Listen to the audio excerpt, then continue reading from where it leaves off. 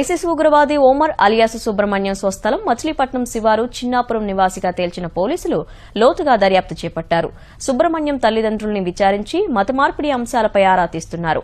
మచిలీపట్నం కోనేరు సెంటర్లో దర్జీగా పనిచేసే భిక్షుభాయ్ అనే వ్యక్తి సుబ్రహ్మణ్యంను ఉగ్రవాదంలోకి వెళ్లేలా ప్రోత్సహించినట్టు నిఘా వర్గాలు అంచనాకు వచ్చాయి. స్థానిక మద్రసా నుంచి నేరుగా హైదరాబాద్ వెళ్లిన సుబ్రహ్మణ్యం ఓమర్గా పేరు మార్చుకుని గుజరాత్తో పాటు చాలా ప్రాంతాలకు వెళ్లినట్టు గుర్తించారు.